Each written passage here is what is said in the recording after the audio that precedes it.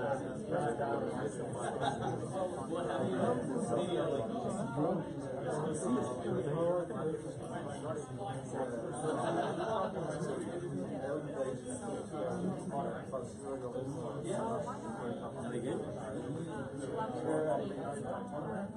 right, good evening, everybody.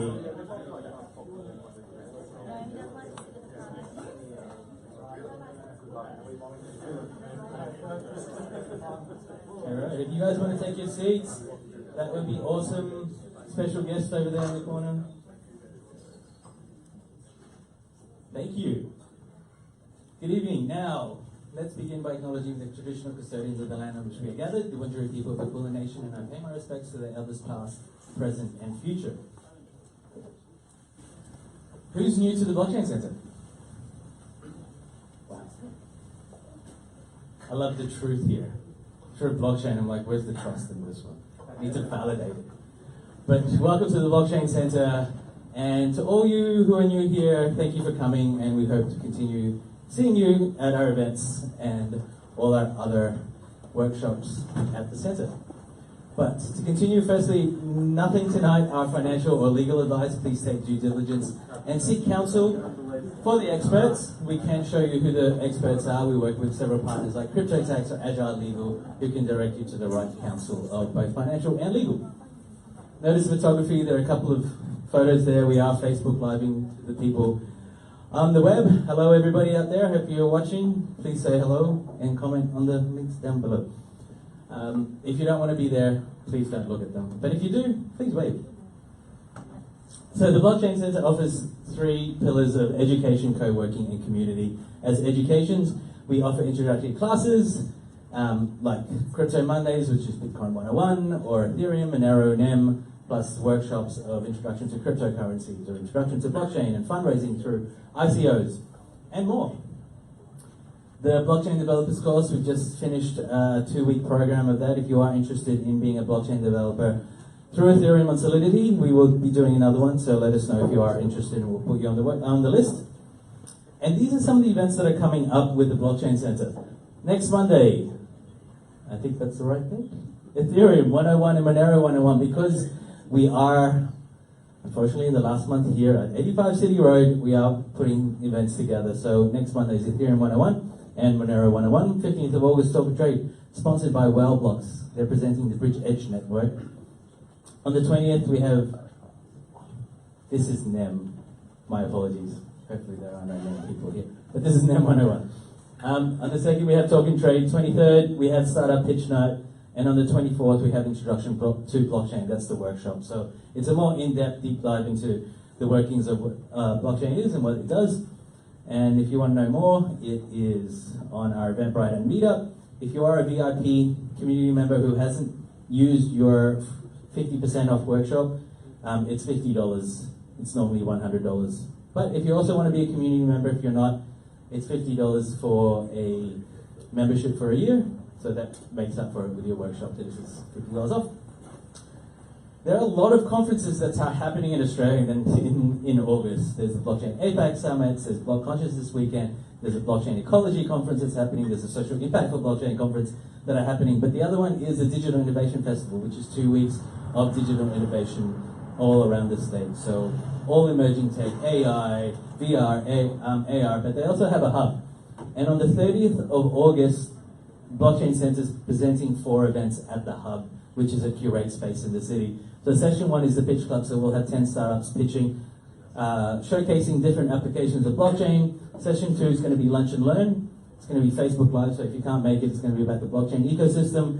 Session 3 is deep dive. We haven't put that event yet, but we're looking at blockchain and UX. So customer service, human-centered design, customer-oriented design, and the 4th one is lessons learned, blockchain for impact. What lessons have we learned in the world? What can we change? What can we help fix? What impact can we create in other people's lives through blockchain? Co-working, help desk. So this is the last month. So if you are a co-worker here, you already know what's happening, but we are moving. We're moving to the Innovation Hub in Woodstone and Chalk at the Docklands. And on the 29th will be our last Talking Trade here at 85 City Road. But we will have a farewell to 85 City Road here. So hopefully you can all make that and help us celebrate the amazing work that we've done in this physical space and celebrate what we're going to do moving forward. Eventbrite and Meetup, as I said, the VIP community membership. There's more information at the front desk, but come to me if you want to know more about it. It's $50. Block Engine, which is Melbourne's first incubator program, that we had 10 startups finish and graduate and be able to pitch and get their business model to be commercially viable. And we are a not-for-profit, so I'd like to thank our global strategic partners who help us be here: IBM, DigitalX, ACX, and Blockchain Global. And we also have, as we mentioned last week, our new strategic partner, which is Hobby Australia. Industry partners and our associations there. If you are active on social media, please follow us on these accounts and hashtag blockchain_CTR. But for this evening, I will depart now. For those who are new, I'm John. I'm the Events Incubation Manager here at the Blockchain Centre. So if you do want to know more, talk to me afterwards. But for the first time, moderating Talk and Trade, please help me in welcoming Joe Shu.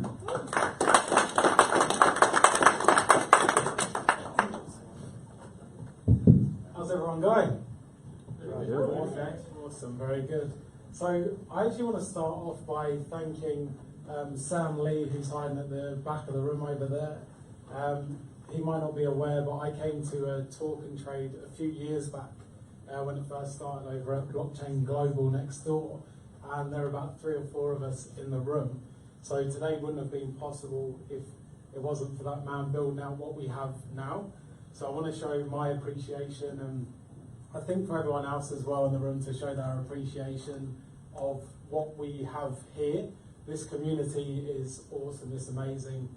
So I think that's a nice way to start by kicking off tonight. So thank you, Sam, who's not really listening at the back, and Martin Davidson as well, who used to run the centre too. So thank you.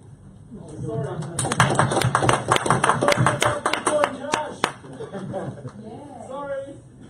Awesome. So I saw a few hands raised at the start from people that are new to the centre, and how we always like to start off is by asking those guys if they've got any questions that have been like burning them to get out and ask any experts here in the room. So who's new tonight for the first time? So there's quite a few of you, which is awesome. Do any of you guys have any questions in particular that you want to know about that everyone in the room, because we're amongst some awesome experts across the room here that can all chip in and help. So if you do have any questions, now is probably the best time to ask a question that you may have. We have a question. Sure. Go on. Do you consider DAG projects like IOTA to be part of what you consider blockchain? So when you say IOTA with the Tangle network being part of blockchain, does anyone have any thoughts around that? Because there's different variations of blockchains coming out, like the Tangle network. Holochain was here recently, I think that was last week. Did anyone come to the Holochain, where they're running a different style of classing it as an updated blockchain as the way that it's run? So I think from that point of view, we're going to see a lot of different variations and upgrades, if you want to call that, to the blockchain network as it's currently run, because there are still issues with it, like any new technology that we see that's coming out. So scalability is a huge issue that we have right now, and IOTA with our Tangle network said that it was going to be more powerful. I actually did a transaction with IOTA, which took about a month to come into my wallet, so I don't know how powerful the Tangle network is actually proven to be. Not that great sometimes, but does anyone else have any thoughts that they would like to share to the gentleman's question? No? We just did two transactions here before with Bitcoin Cash, which took about 2 or 3 seconds. Yeah. So there are options. Yeah, exactly. So yes, there's going to be a continuation of different variations of the blockchain itself, and a lot of new companies coming out and trying to update what they see as new innovations to it. Like Cardano came out and claimed they solved the scalability issue as well, but I don't think that went ahead to how it was anticipated to be. I know Algorand. Has anyone heard of Algorand?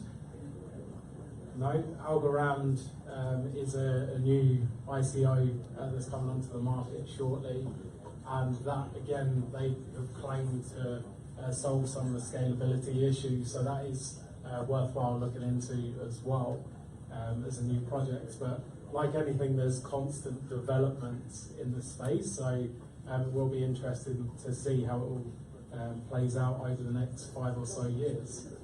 Any other questions from new people in the room? Anyone? Questions on this side? Anybody?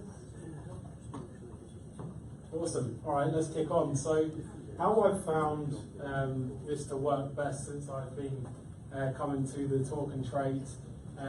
If you fire up questions on here, we'll try and tackle them in 10 to 15 minute blocks, so we don't talk about a particular topic the whole evening, because it can get a bit boring by the end of it. But does anyone have any topics? If you can ask it on Slido, or if you want to talk about it now in the room, now is a great time to do that. Just for those who don't know, and who are new at Slido, it's slido.com. Please open that up. It's a free app. It opens up really quickly. The Wi-Fi is BTC guest and cryptos 2018 as your password. But please put the code TT8818, which is a very lucky number for today. 3 8s in the date. So hopefully something will happen through the coins today and hopefully come up. But yeah, TT8818. Awesome. So if you want to share, we've got one question up there already. And if anyone else does have any other questions, if not, I'm happy to make a suggestion that we have a brief chat around the recent ETF. I don't know if anyone is in any knowledge or understanding of that in the room from any stance. No? Well, just that it was the second time around. Yes.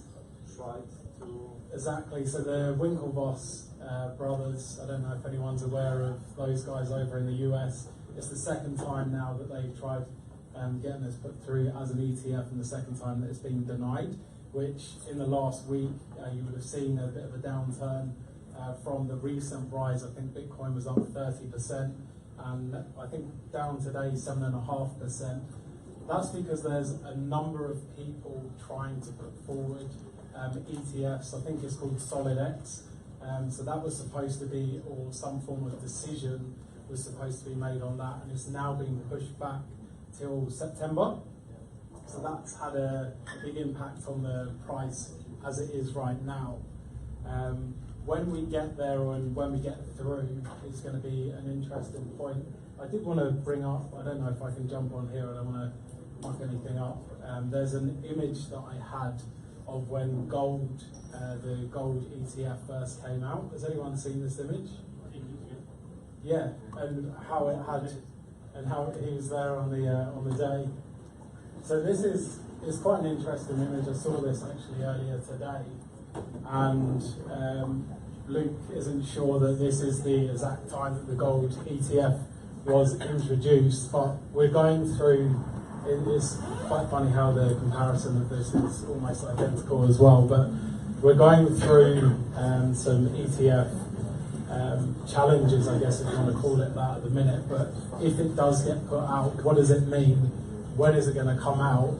And again, this isn't ever financial advice that we're putting out here or expectation of where the market's going to lead to, but these sort of indicators of what's happened, you always look back to historical events to predict the future.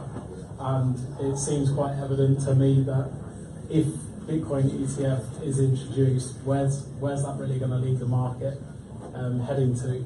Does anyone have any other knowledge around this before we jump on to another question around it? Because I think this is a huge topic.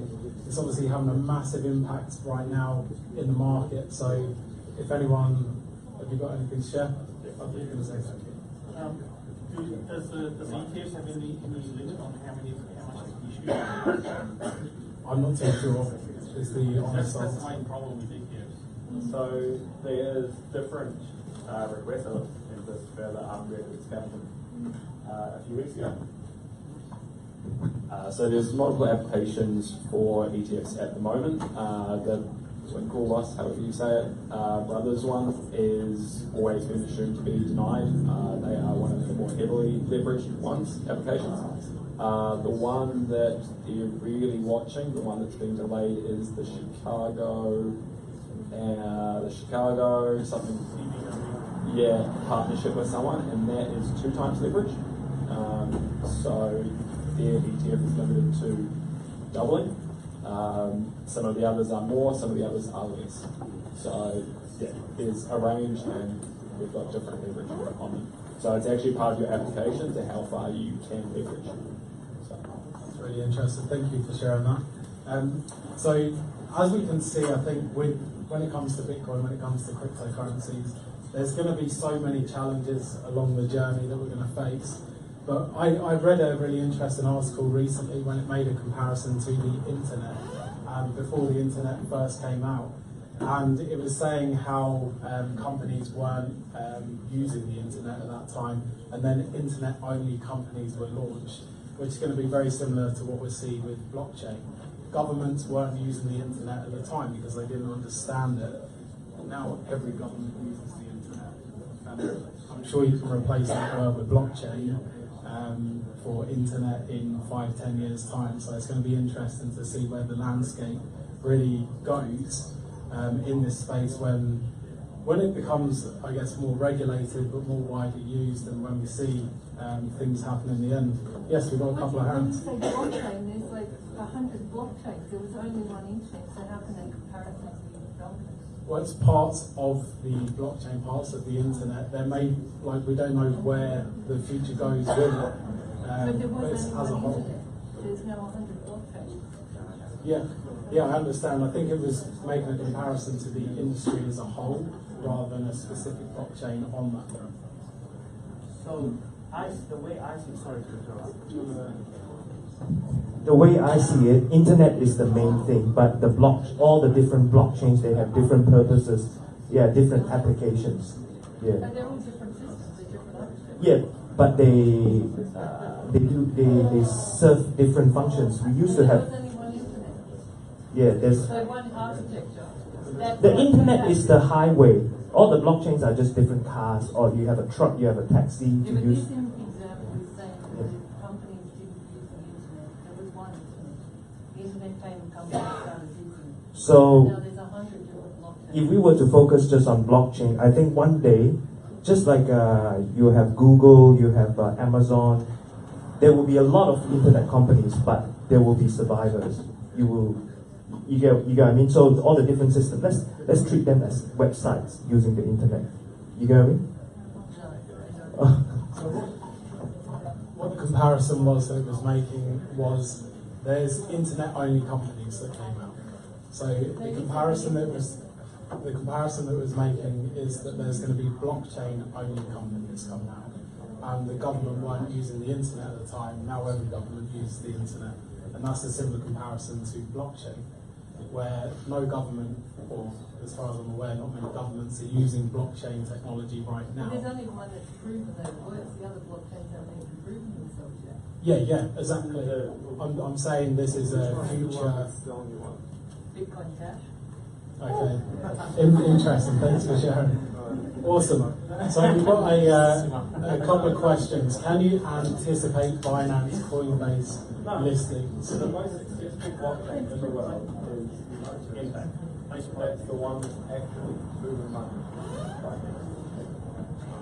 The one that the banks. The sad thing is not the best technology always been just like Max and VHS. Max was inferior, so it's all consensus. But my argument is the other blockchains haven't proven they're going to. This is the thing.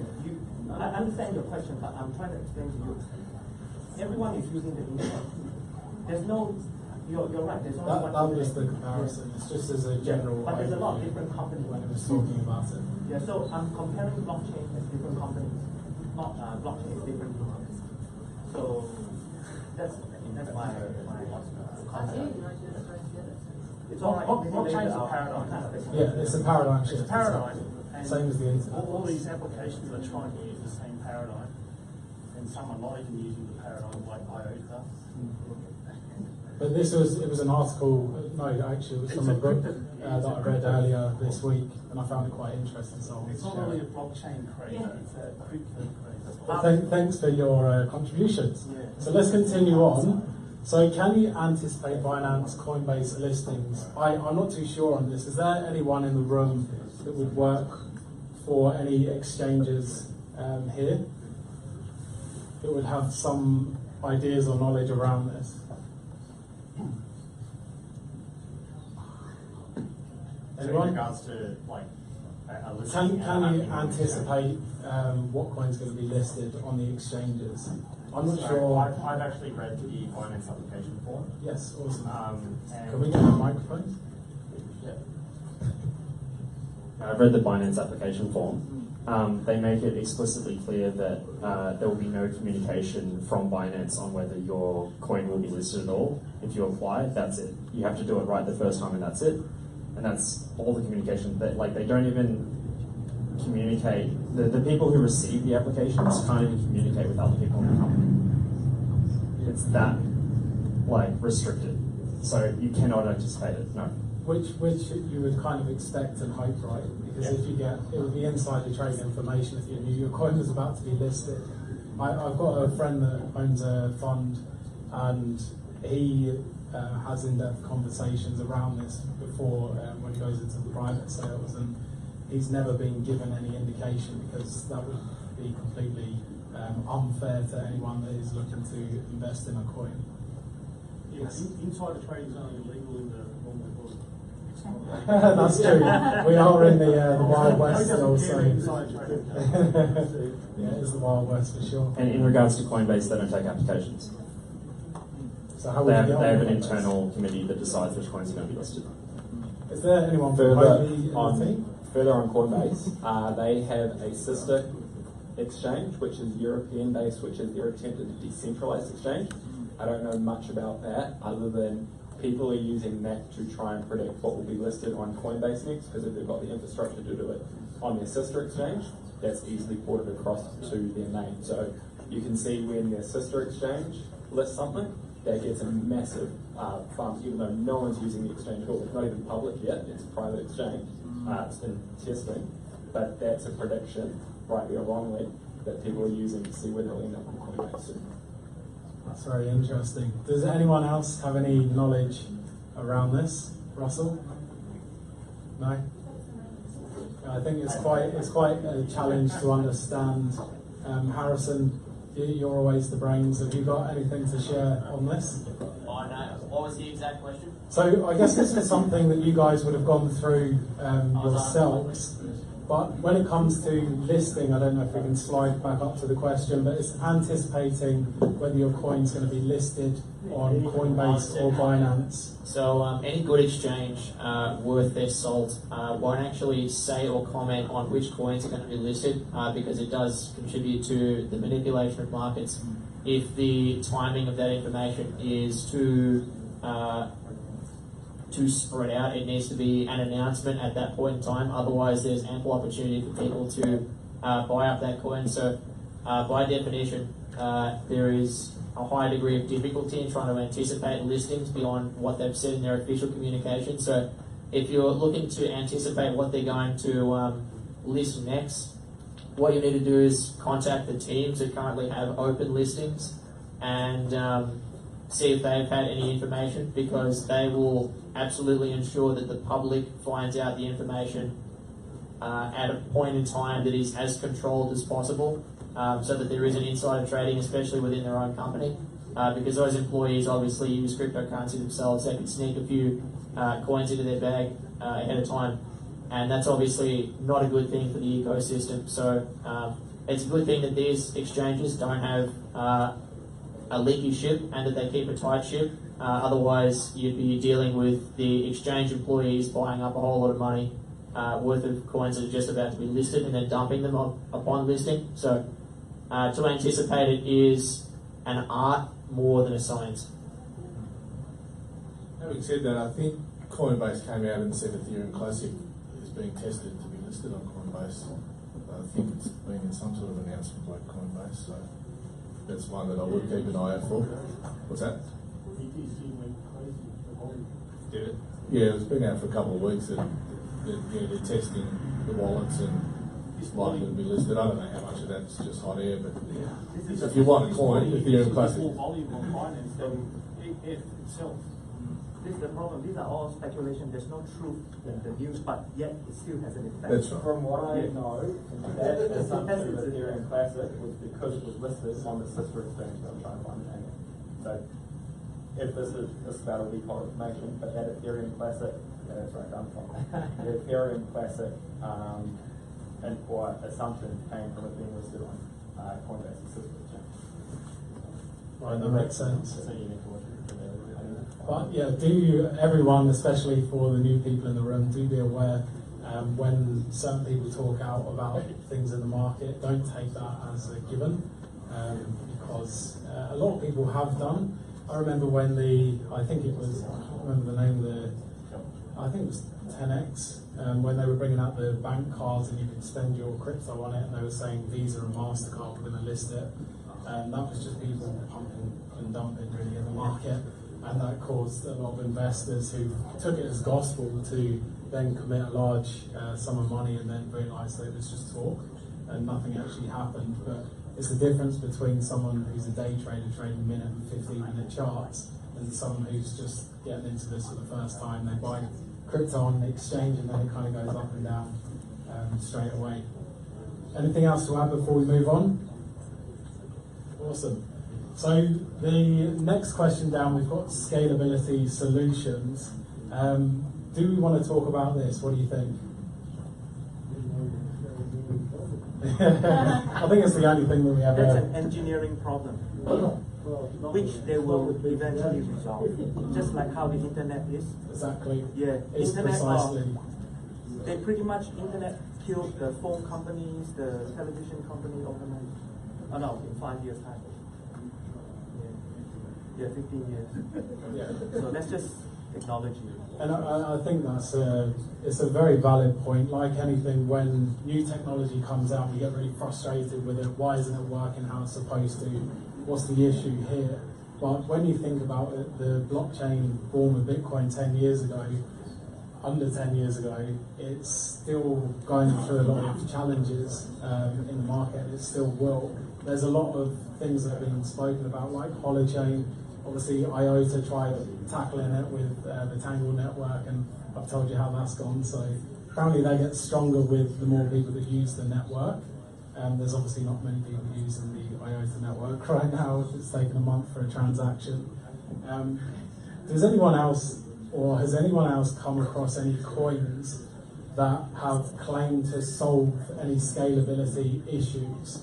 Because it's something that is constantly spoken about, and I don't know if any coin has truly answered this question.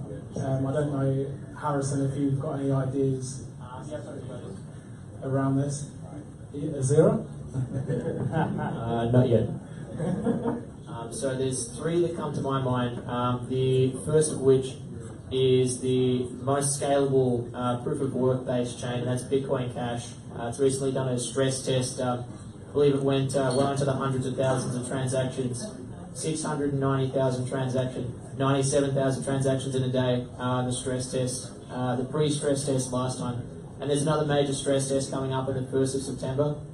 So in terms of proof of work, so some of the other chains that have solved the scaling solution, have solved, at least for now, some of their scalability problems, have been chains that use delegated proof of stake.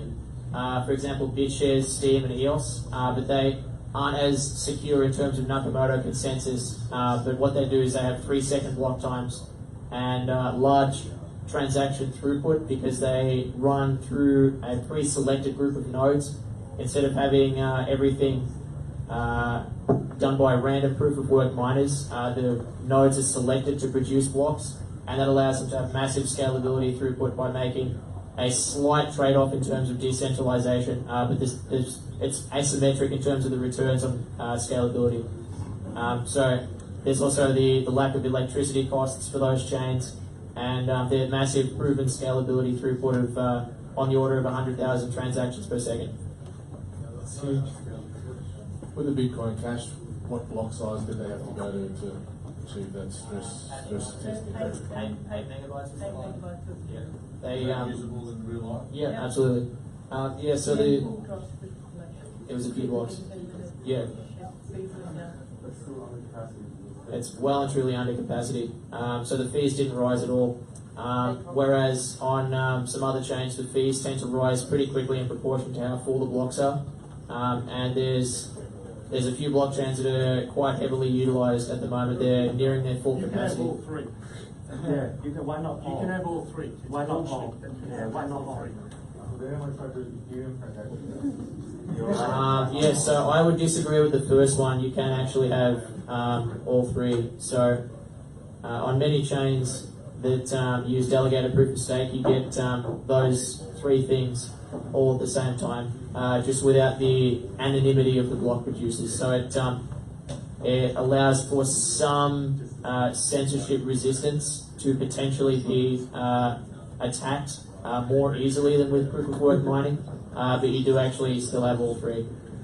You don't get I like to point out that we've had 10 years of Bitcoin, nearly 10 years of Bitcoin, and no scaling. So it's a drama that you've drummed up out of nothing. If they put the effort into scaling the usability of Bitcoin, we wouldn't be in this position, and 1,000 shitcoins wouldn't be created. Yeah. So it's very interesting. It's very pathetic that we all 10 years. If the internet went like this, we'd still be at 14K modems. It would be like if there was a company who, If there was a company that says no, all modems at that speed won't work because it'll just cost too much. You know, you won't be able to buy it. You know, mums and dads won't be able to buy those modems. You won't be able to use the internet. It's too fast. You know, it's too expensive. A little bit like NBN, Exactly. You know, you can't run NBN. You can't afford it. No, right now, let's just put more copper down. Let's just do what Chelsea did a couple of years ago and $0.9 billion worth of copper. That'll help. Because they're spending $1 million on doing nothing. So, we just haven't tried to scale it. That's the problem. And if we tried to scale it, you'd see that it works. The doomsday sayers, they're not technically correct. It's an excuse, right? Where we're trying to build a it's, what it is premature optimization. They're trying to optimize for making the initial download of a full node as small as possible before they've actually reached a critical mass of cryptocurrency adoption. I think they're going about it in the wrong order. It should be mass adopted first and push that first, then worry about second layer solutions once there is mass adoption first. Yeah, what they're trying to do is basically, it's like a footy team and you say, I've got to put a salary cap because we want to make it fair for all the shit players, right? We're trying to create a salary cap on miners. That's wrong, that's not the right way to do it. Bitcoin is about increasing the competitiveness of miners. You have to do that or you'll never ever increase the security of Bitcoin. And if you start to put a salary cap on who can and can't mine, for example, or who can be a node, right? You are stifling the growth of technology. And if you're doing that over a few years, it'll just fall behind what is the demand in usage. And that's what we've seen. December 2017, we've hit the limit of the capacity from just sheer demand. And that's a real shame because we should have been at 3 megabyte blockchain. I think it's it was delivered and it's almost unexpected how many people have uptaken it. Or No, that's not true. For design initially. For years they knew. And instead of trying, people are trying to develop use cases, and these developers are trying to create excuse cases. It's wrong, it's bad, and it's toxic. And that's the reason why we're in this position we are now. I heard that because the bank can use that. Arnie, how's the Lightning Network going? Yeah, I heard people saying that the Lightning Network is actually banks coming in to take fees, which is not supposed to even be there. The Lightning Network is a excuse dreamt up by techs who don't quite understand how it works. It's an excuse case for banks. It's an excuse case. I've used the Lightning Network and it works fine. So No, it doesn't. I've run it. I've run it. What did you use it with? I mean, I have one channel connect to another channel, set money between them. Right, that's not a network. That's If direct you connect it peer-to-peer. to another node, Did it go through another? How many hops did it take? you One can hop. use Satoshi. You can use Satoshi place. That's a single hop. That's not a Lightning Network. That's a straight hop. That's a Yes, single hop. oh, you're talking about routing. Yes. It needs to route or it's not a network. The setting is off-chain. What you use is the Lightning protocol. You didn't use the Lightning network. You use the Lightning protocol. You do not use the network. The Lightning network doesn't actually work now. Another thing that I think trumps all of this is that the supporters of big blocks are not necessarily in any way opposed to the Lightning Network. What we are opposed to is the Lightning Network being used as a giant wall to on-chain scalability when it simply doesn't need to be. Well, put it this way, Lightning Network requires onboarding, and at 3 transactions per second, Bitcoin can do 95 billion transactions a year. So to onboard 1 billion people will take you 10 years. To onboard 7 billion people in the whole world will take you 70 years to onboard them onto Lightning. And then to do That is not a possible scaling solution without scaling the chain. and then they still have to close their channels as well, so that's another 10 years. You're not supposed to close your Lightning channels. No, you're not allowed to spend the Bitcoin on chain, right? Isn't that spamming the chain? You're not allowed to close your Lightning channels. That's the rule. All right, let's move on. I think that was it's interesting to see where it goes and what challenges are going to still be in play for us. But like anything, I'm sure we'll be able to tackle them as we continue to develop and move on. So we've got a few other questions. I think, do we want to talk about, do exchanges have too much control over cryptocurrency? I think that is an extremely interesting question. Yeah, it's a very interesting question, and I think it's a very valid question as well. Harrison, you're going to say something? Yeah, I think one of the other questions really highlights the amount of centralized control that exchanges have over cryptocurrency. I mean, the mere utterance that Binance is going to use to list a coin is able to send the demand for that coin flying, even though it's not actually changing the underlying coin protocol. All it's doing is opening the gates a little bit to allowing more people to access it. And I think that that's honestly too much control over cryptocurrency. If we're all supporters of cryptocurrency, then we support the idea that a centralized company shouldn't have too much control over the monetary system. Yeah. Because it makes a giant security hole in the fact that that company can be taken over, can be used for censorship.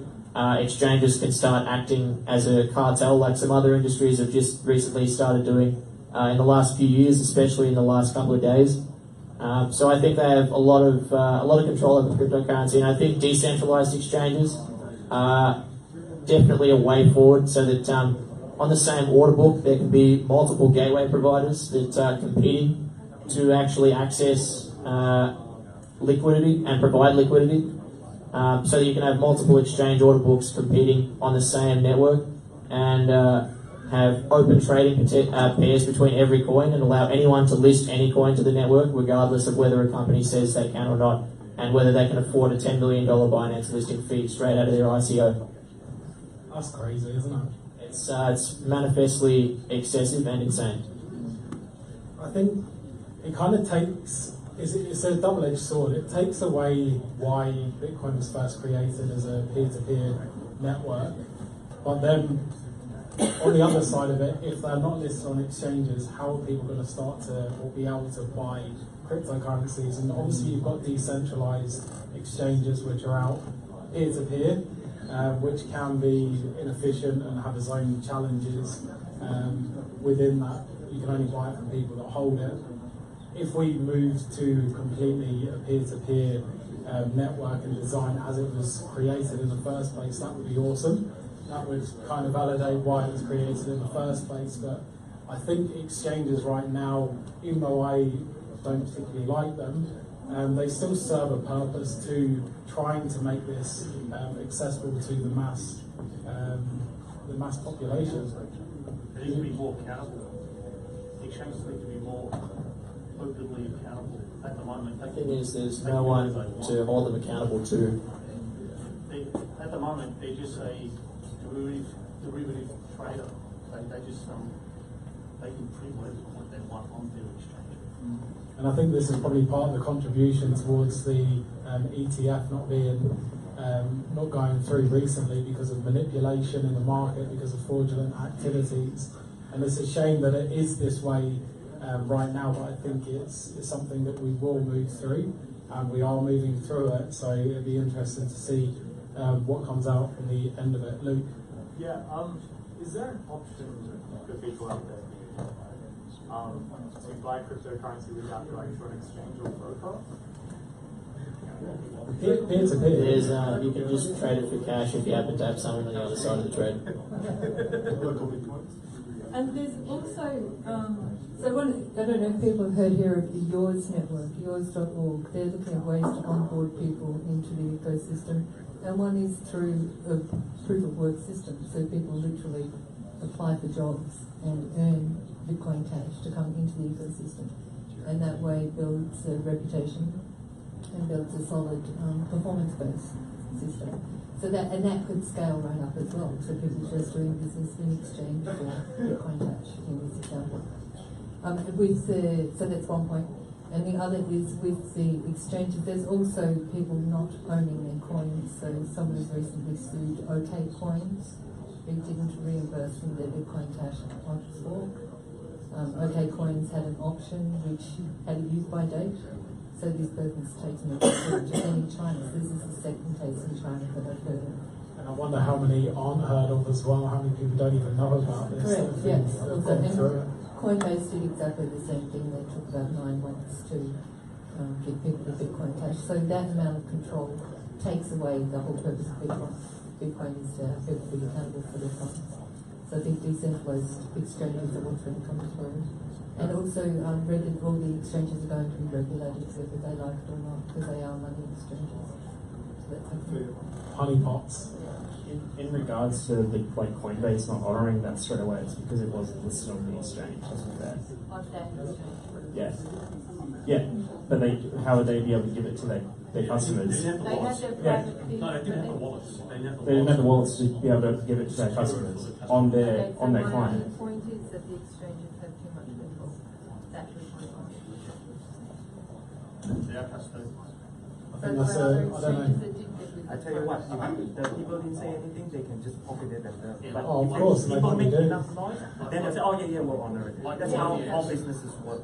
Yeah, but there's no way that any exchange that is centralised is going to give away their private keys, because then they don't. Then it doesn't work as the exchange anymore. Then it's just a wallet. You mean like because they're just custodian? Yeah, They would have to force you to withdraw it all. Yeah. And then you can. I understand that's the point, but won't they use that as an excuse that because we are the custodian, so we won't get anything? They can use that as well. A lot of exchanges do that. Exactly that. The argument using the wrong exchange. The argument is, where's the line? So Yeah. Bitcoin becomes Bitcoin and Bitcoin Cash. Bitcoin becomes Bitcoin, Bitcoin Cash, Bitcoin Gold. Bitcoin becomes Bitcoin Cash, Bitcoin Gold, Bitcoin Diamond, Bitcoin God, Bitcoin Private. Where do they draw the line? So, I don't know, there's about 100 of them now. Yeah. So if I go and fork it, does every single exchange around the world have to do the work for this coin that's worth one Satoshi, right? Yeah. Where's the line? And it is a lot of work for those coins as well. Correct, it's a nightmare. So, quick question: does anyone know the uptake of people using decentralized exchanges now in comparison to centralized exchanges? Some of the leading decentralized exchanges have on the order of hundreds of thousands of operations per day. There are a few that I can name, but they're some of the most used blockchains out of all blockchains. They use delegated proof of stake, and they let people create user-issued assets so that they can represent any asset to be traded on the blockchain, instead of having to list each and every single little asset on a centralized exchange. The blockchain itself operates as its own exchange. That's awesome. All right. Anyone else? Anything else to add to that? Should we move on to the next question? All right. Sorry, what was that? The top one looks pretty interesting. It's absolutely right. Yeah, that's so right. Yeah, but it's still because we have to. That's what you're accepting by going on In exchange. terms of agreement, yeah. They do it all. Exchange is just a bank service. The top one looks interesting to you, Harrison, did you say? It's pretty interesting. I may have brought it up one of the other weeks in a little bit of detail. But yeah, we haven't had any of them close yet. So it still remains to be seen whether the people of Augur will actually resolve some of these prediction markets as unethical, or whether they will choose to resolve them correctly. So the jury is still open. With the actual outcome of the prediction market. So the way, for those of you who aren't familiar with Augur, I'll tell you a little bit about how it works. At the moment, there's a smart contract on Ethereum that's completely decentralized. They've thrown away the security key to actually reverse it. So it's completely decentralized and unstoppable now.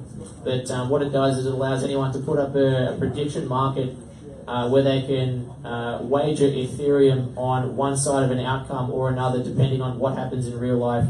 Then it uses a very complex and incentivized oracle system to get people to find the objective truth about what has occurred in real life, and then resolves the market on-chain and awards the participants of the opposite side with the money that they've won if they predict correctly. And it allows the market to determine the probability of an event occurring based on the amount of people who want to bet one way or another, the same way that horse racing might predict which horse is most likely to win.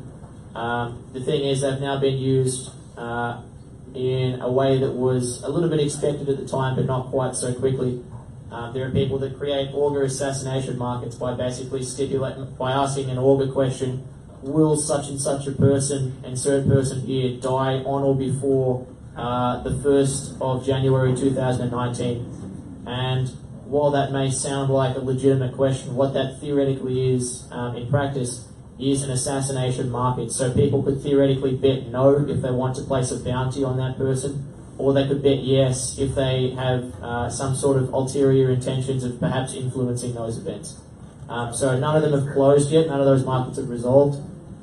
As an Augur holder myself, I'll be taking sure to resolve them as unethical, but it's upon the holders of Augur to decide as to whether assassination markets are declared unethical or not. It's only a very small amount of money to the best of my knowledge. Most of the activity on Augur at the moment is actually from people basically making options on the price of Ethereum, or whether it will exceed a specific price point on or before a certain day. So that's where most of the market's at now, which is pretty much just an option with extra steps, and there needs to be an options market that works in a similar way, because it's a little bit clunky to have to make a new prediction market every time for something that should just be replaced by an option, perhaps even on a decentralized exchange. But essentially, my thoughts on it are that they already exist, there's nothing we can do about it, and it's up to the holders of Augur, including myself, to resolve them as unethical. How many people are holding Augur? I'm not sure. I would say on the order of a few thousand, between 5 and 10,000 people. Can I ask you a question regarding this? Yeah. Now, just because this is just because this is on the blockchain, but this sort of betting thing happens in real life as well, right? Absolutely right. Like, what's the baby of the royal family coming up? So it happens all the time. Yeah. It's just because it's on the blockchain. It's sort of like give blockchain a bad Yes, this is nothing new. Assassination markets are a bit of a complicated way. If someone really wants to kill them, they just hire an assassin. So this is a lot of extra steps to go to.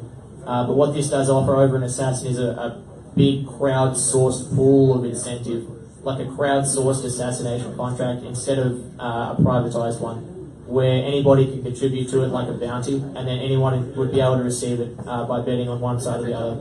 Might not be a bad idea, some people need assassination. Satoshi? Sure, he's got a price on here, so if anyone finds it. Condone violence in this room. As an adherent to the non-aggression principle, I will be resolving the market as unethical, and I encourage everyone who agrees with me to buy some Augur and do the same. Thank you, Harrison. Good to know that you're an ethical man. So let's move on to, we've probably got time for one more question. Is there any question up here that anyone particularly wants to go through? I'm assuming someone would have probably put one of these questions up, so Is there anything that stands out to anyone that they want to tackle? Otherwise, I will just go in and pick anyone. I'm seeing some two interesting ones. One is proof of weak hands. It needs an S, whoever wrote that question. Proof of weak hands. And the second, you scroll back up for a second. There was another one. Oh, what is proof of authority? So that's two Ethereum-related questions, pretty much.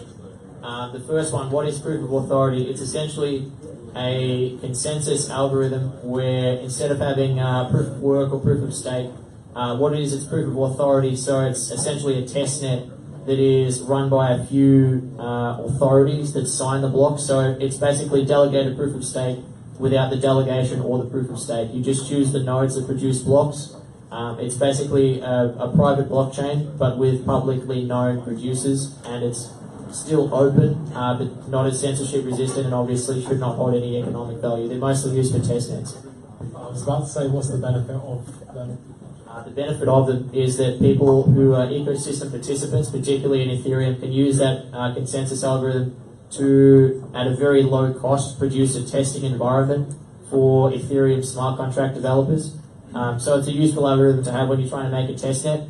Whereas if you try to use proof of work in a testnet, no one's going to burn electricity to mine a worthless coin. So you have to have people that are going to be reliable enough to produce the blocks, but still able to have skin in the game to produce the blocks without actually destroying the chain by allowing transaction spam on it, because even testnets still have the problem of spam. So if you give away too much ether, people will still spam the chain on Ethereum testnets.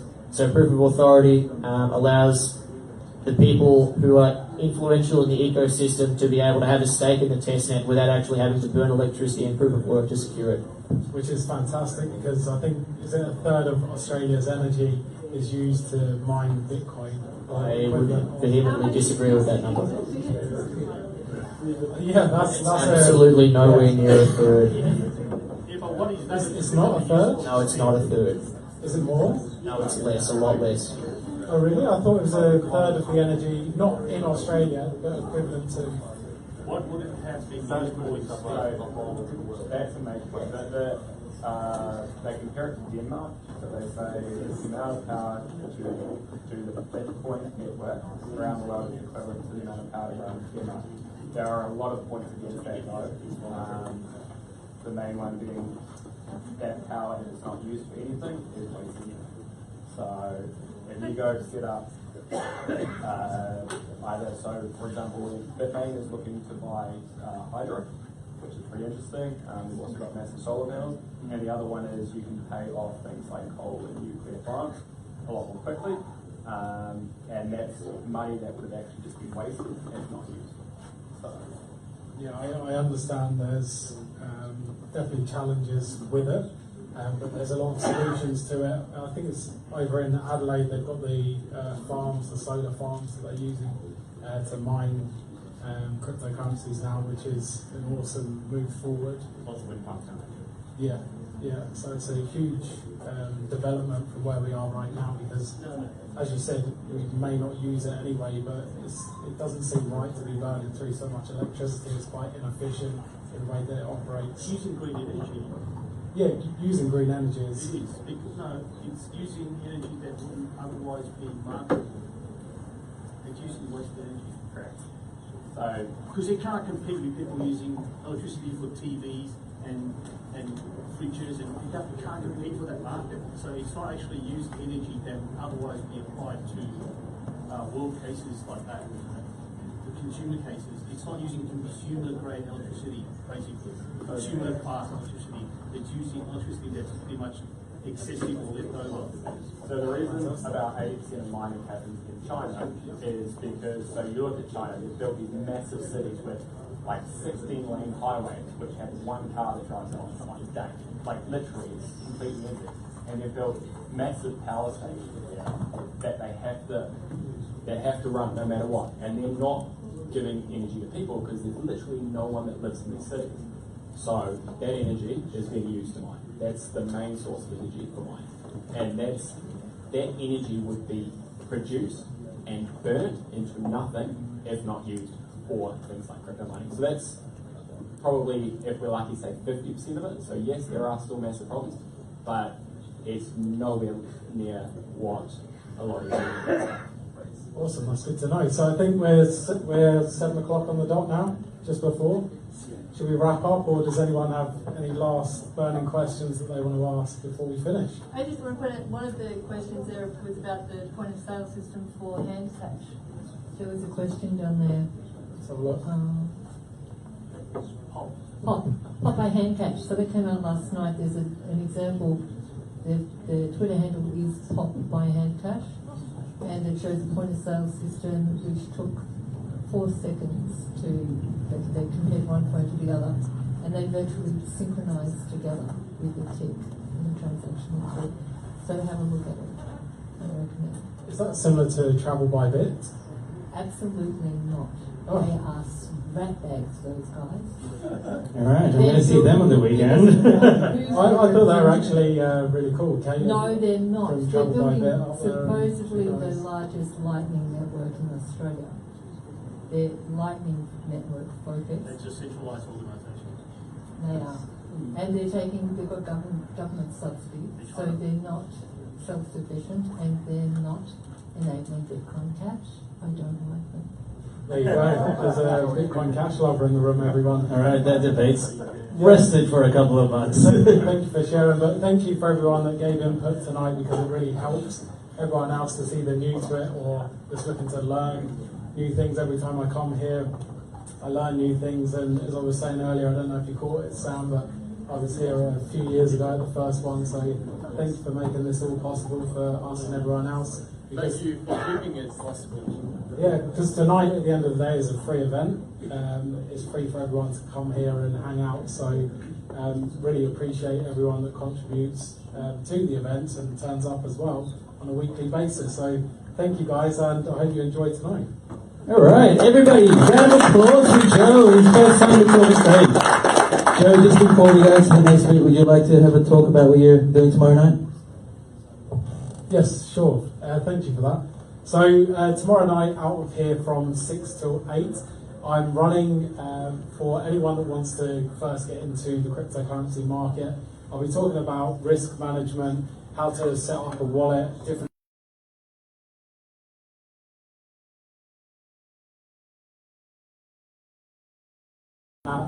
different ways of investing into the market, and just having a general overview of the market and what's happening out there. So if you do want to come along, it's tomorrow here 6 till 8.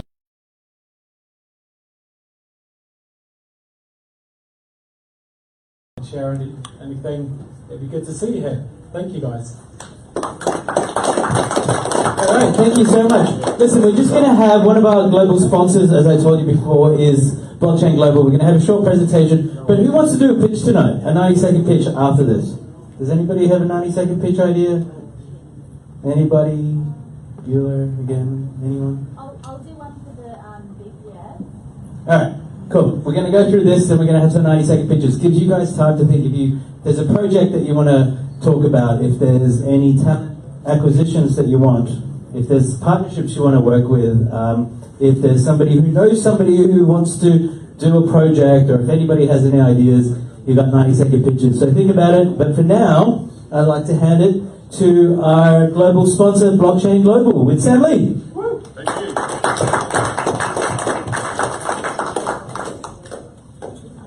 Alrighty. Hi guys. Actually, can you all hear me? Yeah. Alright, yeah, it's a very small room.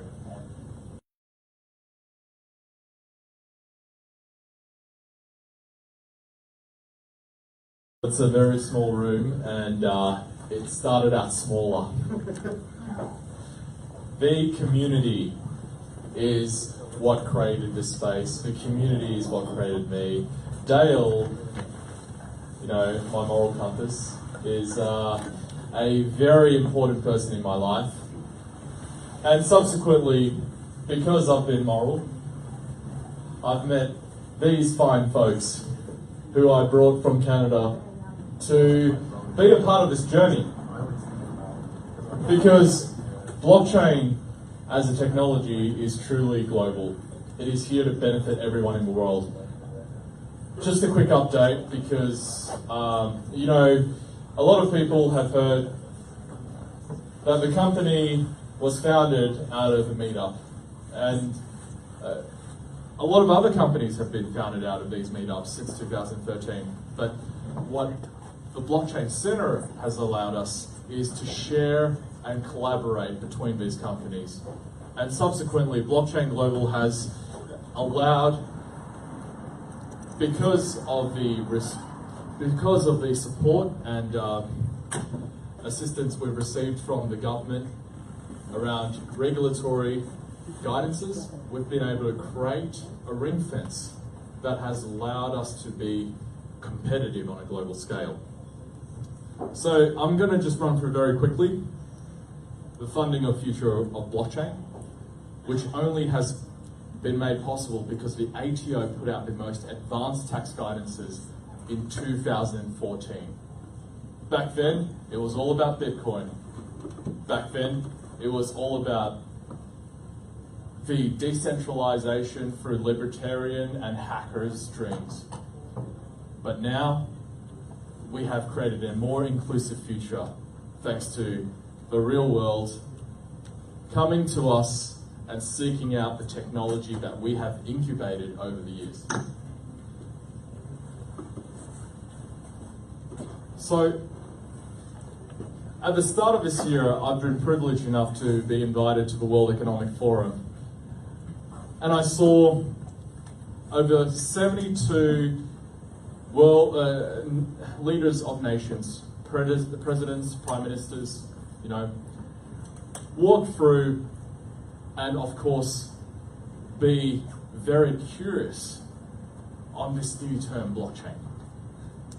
At the UN, I had an opportunity to participate in a panel discussing how society will be revolutionized and evolved beyond where it is today through a distributed access to not just value, but trust. At the Future Investment Initiative, we discussed robotics, AI, and also big data, and how blockchain plays a fundamental role to bring transparency to all three stacks. As a company, in order to interface successfully with the traditional world, we have been the first in the world to acquire shares in a listed company using Bitcoin. We also are the first in the world to create a listed company that, of course, after we invested to become their largest shareholder, to invest directly in tokens and ICOs. This is the world's first company and still the only company that could invest directly in ICOs. And genetic technologies, which is helping us sequence and pull data that is siloed around the world and bring it together through blockchain technology. Only 2 weeks ago, we have spent $14 million in acquiring a tranche of shares to be a 33% shareholder in Path Corp. It's a Japanese listed company with a ticker of 3340, and this company, post-acquisition, had a share price jump from 140 yen to 360 yen. Not too bad for a week's work, but it was more than that. It was what we were bringing to the Japanese market, which is building on the success Blockchain Global has achieved to date, which is the tokenization of ideas and assets within listed companies. Because how does investors get access and exposure to opportunities in the tokenization and blockchain ecosystem, but in a regulated environment? That is why we see listed companies benefiting from this activity, and we were the first to achieve this kind of interaction. O Capital subsequently came on board as the second largest shareholder, introducing us to clients such as Rudin Holdings, which is one of the leading Japanese real estate companies. Of course, we didn't get here overnight. prior to this, we've invested and also incubated a lot of projects and learnt a lot, such as Singularity Net, Power Ledger, and subsequently, because there is a talent train as people learn about blockchain, create a token, and then retire, you know, there's a talent drain. And we've serviced the talent drain by creating a dev house of over 700 people in Australia, Canada, and the US. And China. And by servicing all our clients, we've been able to deliver significant value and build real products that have been integrated into the real world. Dynamic blockchain grouping is a new concept. It's the scalability solution that doesn't impact reliability. There's CoinMerit, which is an information and data explorer, Bastion Pay, the wallet solution, and of course, white labeling of exchanges. All this is what we offer to our many partners around the world to ensure that we accelerate the technology's adoption. Because technology today is valueless without talent. And what we want to provide the talented people around the world, and of course the talented people in this room, is the opportunity to get into the industry leveraging the 4+ years of technology that we've already built.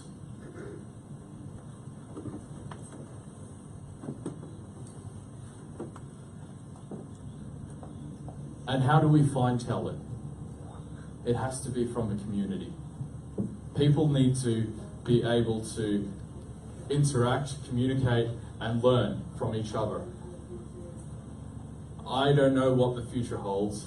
I'm only someone who was in the right place at the right time and created an ecosystem around this not-for-profit blockchain center that has subsequently expanded into 6 different countries with over a dozen of these spaces, focusing on community events, education, incubation,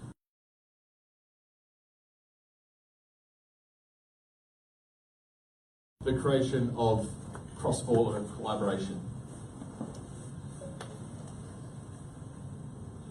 The ambassador to China of Indonesia is launching the Blockchain Center at the end of this year. This is the signing ceremony with the CEO of Austrade, witnessed by the Honourable Stephen Shobo, and this is the signing ceremony with Veneshkona Bank, which is Russia's largest state-owned bank. These are all to create these spaces for people to feel safe to explore. And explore they will. From children's books to demo days, we have replicated these models in not only blockchain centers, but also as part of larger conferences around the world. The hallmark of every blockchain center is a Satoshi white paper. This is the Lithuanian Blockchain Center, and you can see, you know, it's all on display up there. This is the UAE Blockchain Center, located in Dubai out of a youth center, which is in the Twin Tower building in the downtown area. And this is in the Blockchain Center of Moscow, sponsored by Veneshkona Bank. This is by far the largest blockchain center, but of course, as you can see, not that much is happening. But hopefully that'll change. This is the launch of our second blockchain center in Shanghai, because the first one was located on the other side of the city and people complained. You know, Shanghai is a big city after all, so why not? This is launching in September. And if you guys are in Shanghai, just give me a yell. And of course, just like Blockchain Center has partners, we also have partners too. And it's great to count the likes of IBM and Microsoft as part of our ecosystem that have helped fund and create the opportunities that are in this space today. I'd like to throw one out to Simon Soroki, who will explain and very quickly introduce what we're doing in Canada. Sure. Welcome, Simon. Good evening all.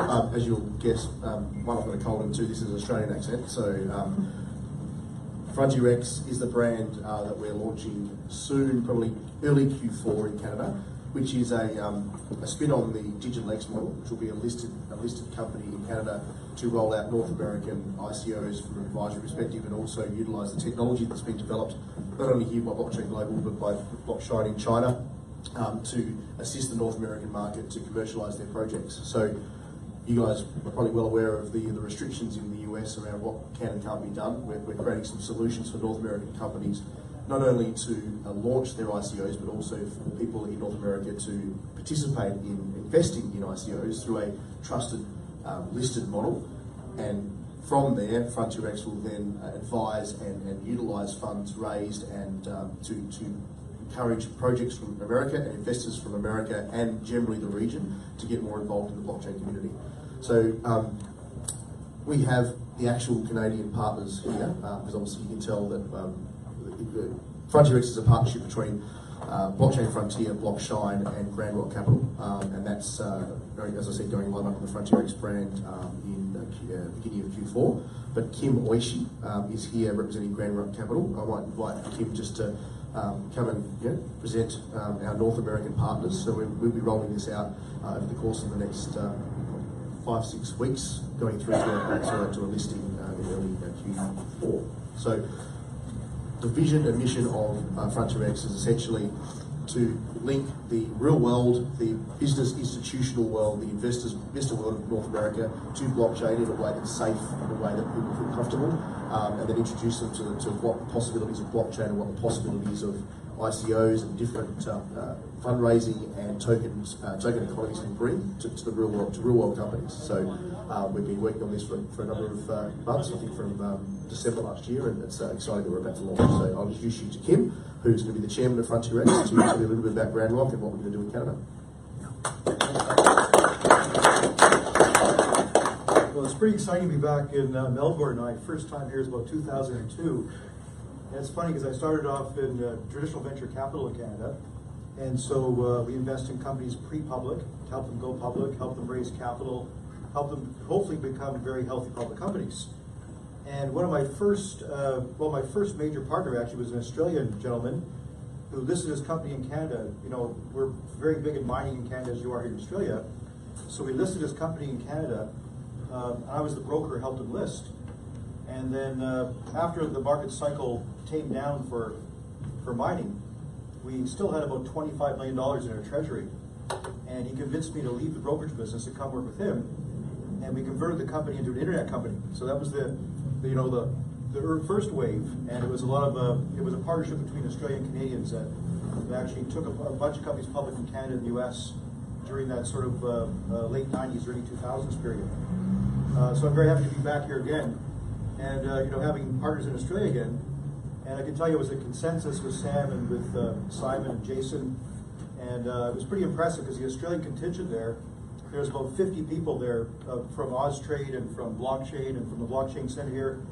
I was a bit embarrassed because the Canadian contingent was about 5 people. And so we have some catching up to do. And we're going to use some of the templates that have been used here in Canada. So we're hoping to, not hoping to, we're going to, but I say hoping, we haven't got it solidified yet. But we want to have a Blockchain Center in Vancouver and Toronto. And do education and community building the same way you guys done here.